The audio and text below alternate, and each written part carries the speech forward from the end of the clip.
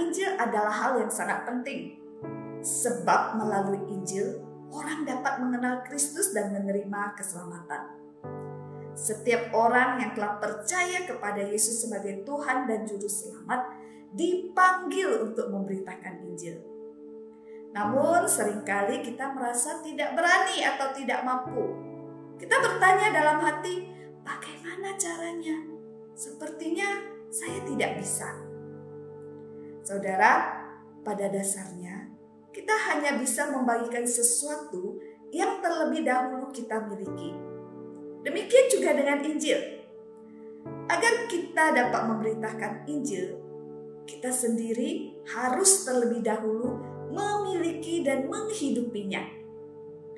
Injil yang kita sampaikan bukan hanya sekedar kata-kata, melainkan hidup yang mencerminkan Kristus. Yesus berkata di dalam Yohanes pasal 15 ayat 5, "Akulah pokok anggur dan kamulah ranting-rantingnya. Barang siapa tinggal di dalam aku, ia berbuah banyak. Sebab di luar aku, kamu tidak dapat berbuat apa-apa." Firman ini menegaskan bahwa buah Injil hanya mungkin dihasilkan jika kita tinggal di dalam Kristus. Tanpa Dia, kita tidak dapat melakukan apapun. Yakobus juga mengingatkan kita di dalam Yakobus pasal 3 ayat 12a. "Saudara-saudaraku, adakah pohon ara dapat menghasilkan buah zaitun? Dan adakah pohon anggur dapat menghasilkan buah ara?" Artinya kehidupan yang berbuah Injil tidak bisa lahir dari hati yang jauh dari Tuhan. Hanya ketika kita melekat pada Kristus, kita akan secara alami menghasilkan buah yang sesuai dengan Injil. Kalau kita melekat pada Kristus sang sumber kehidupan, maka buah Injil akan keluar dengan sendirinya dari hidup kita.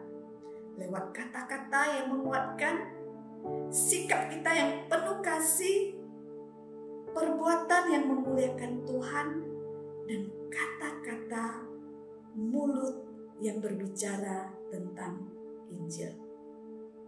Karena itu, marilah kita terus hidup dalam Injil Tuhan, melalui firman Tuhan, dan hidup dipenuhi oleh kasih dan kuasa Kristus. Dengan demikian, perkataan, sikap, dan perbuatan kita akan menjadi kesaksian yang nyata, buah Injil yang bisa dinikmati orang lain. Mari kita berdoa agar Tuhan menolong kita menghidupi Injil dan kita diberikan kemampuan untuk memberitakan Injil yang kita hidupi. Tuhan di surga, terima kasih karena kami terlebih dahulu telah menerima Injil Tuhan. Bahkan kami menerima Yesus sebagai Tuhan dan Juru Selamat kami, sehingga kami memperoleh keselamatan. Tuhan, saatnya kami untuk memberitakan Injil, menghasilkan buah Injil di dalam hidup kami.